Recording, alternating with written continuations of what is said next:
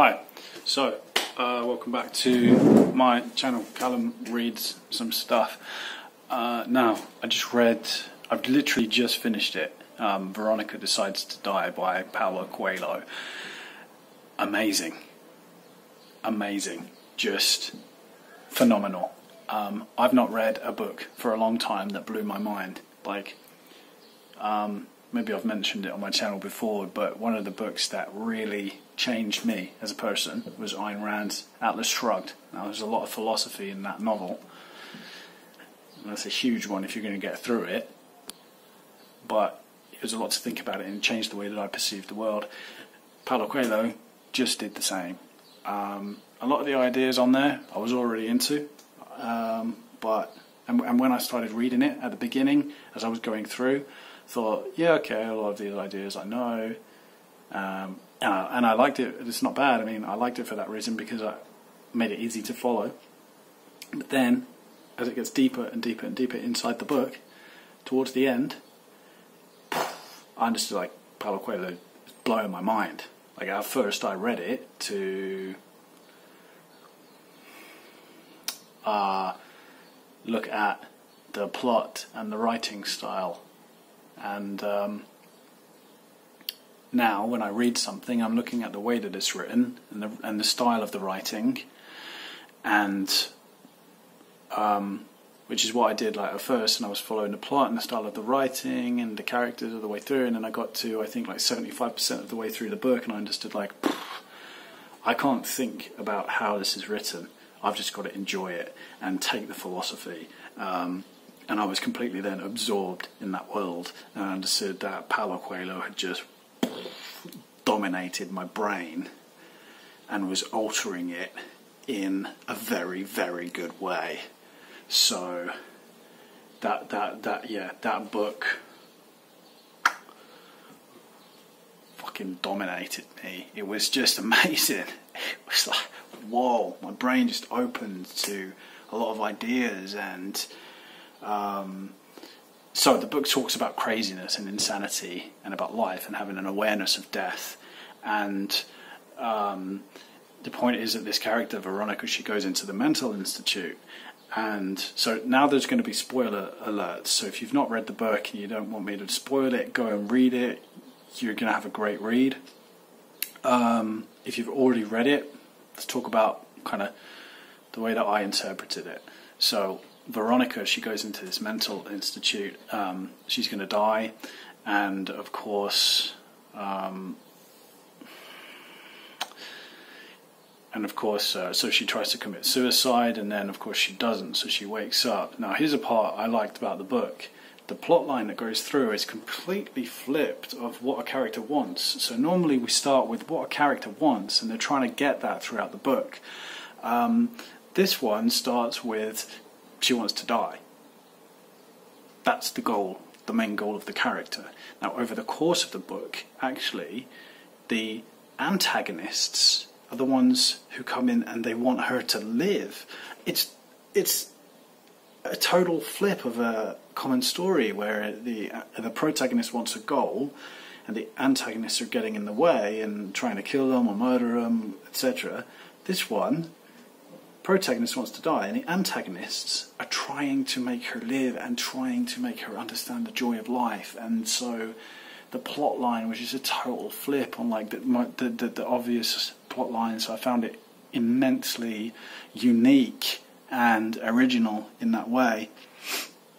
And then, so as the course of the book goes along, she struggles to commit suicide, and then she realizes that there's some joy to life. There's some joy to life. There's some joy to life. And then we have the whole thing of her being in the mental institute and realizing that actually in a mental institute people are allowed to go crazy, they're allowed to be insane, and that's why they can do anything they want. And they're free to express themselves. And in a normal society, you're not free to express yourself. You have to fit in, blend in, try to be normal, act normal, and that causes a ton of depression, because you can't express your needs, your demands, what you personally feel and want. And when you go into a mental institute and you're put in a mental institution and you're told you're crazy and now you're going to be in here, you're free. And that's the point. Like a huge part of what I took from the book was like, you're free. If you allow yourself to go crazy and allow yourself to go mad and insane, you're free. You just reach a new level, and whatever's in your soul and in your heart is free to come out. And so that actually stops your depression and leads to, at the end of the book, a joy of life, which is what Veronika discovered. She discovered that she wanted to be a pianist and play music and make love and laugh and visit nice places and fall in love and be angry, let her emotions out if she needed to not bottle up anything inside, but to just let it all go, let it all out. And over the course of the book, the more she did that, the more she understood that she was a lover of life and had this amazing joy. And so she runs away at the end of the book from the mental institute. And so what a marvellous story. What a fucking amazing story. And so there you have it, the main theme from the book. Allow yourself to go insane, which just an incredible philosophy. And so the antagonist has these is the doctor Igor, who's trying to cure her depression. This thing called vitriol, which is like this bitterness of life. That people are bitter and they go, oh, I'm so bitter and I'm so depressed at life. But it's only cured by understanding you're going to die. And it's the awareness of death which activates the awareness of life. And so that was the doctor's cure for her depression. Just a phenomenal book. I mean, just a phenomenal book. And then there's some amazing quotes from the book. I'm going to read it out. There's some things that I realized as well while reading that book.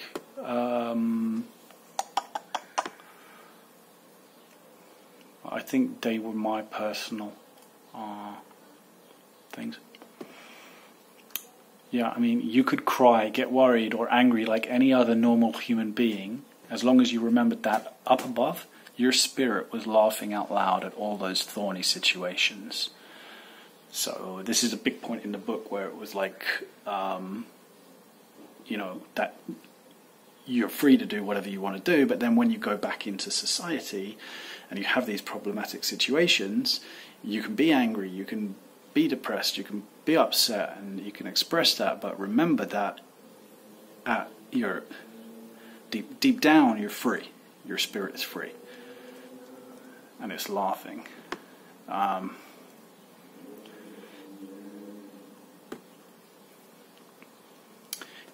For some moments, Zedka, who's a character in the book, considered the possibility of telling her about everything that was happening, but then she changed her mind. People never learn anything by being told. They have to find out for themselves. I just liked that. I liked the way that it was written. I liked that it was this something to consider. Like, I don't know if that's true or not. I watched something on YouTube the other day with Terence McKenna. It's like, true enough. It's true enough. So I think that's true enough. Beautifully expressed, this one. Time that never ends, that never passes, that remains in the present, where all of life's secrets lie. Beautifully expressed.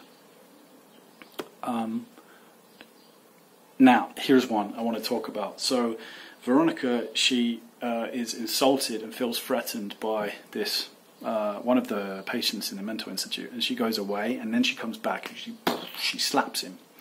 Now, later on, one of the characters says, "What's dignity? It's wanting everyone to think you're good, well-behaved, full of love for your fellow man. Have some respect for nature. Watch a few films about animals and see how they fight for their own space. We all heartily approved of that slap of yours. I was saying, like, we have these animal instincts and we want to express that, and this book discusses that.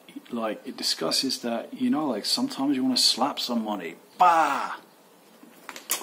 That's not to say do it, because, you know, sometimes you want to kill people. I'm not saying do it, because don't do that. So maybe you should not slap people, because that's wrong. But in the context of fiction, we can express that philosophy like that, because in fiction, maybe it's okay to slap people, but in reality, you shouldn't do it. But there's other way to express your anger if you are angry, and that's, if you want to shout at somebody and let your emotions out, that's probably okay to have a good shout, or even a good cry, or, you know, shout into a pillow or something. It doesn't mean you're a bad person, it means you're human, and I feel that that's the point of that particular quote there. So maybe that's another thing I can realize about fiction, is that, you know, like,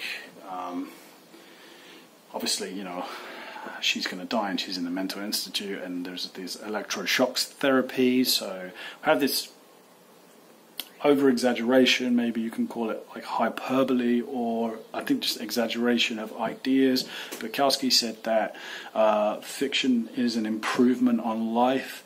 I don't think that Veronika decides is an improvement on life, because god damn, it would be horrible to be in that situation, but fiction is a over-exaggeration, a caricature, if you like, of a life, but it does express some of those truths and those philosophies which we can use personally, like this one here, you know, just allow yourself to go mad, because that's going to give you the freedom to be you. So that's what I took from the book, and I think it's a great philosophy, and definitely give it a read if you, well, leave your comments below of how you interpreted the book, if you read it, and you know, let's open the YouTube for a discussion. So keep reading. See you later.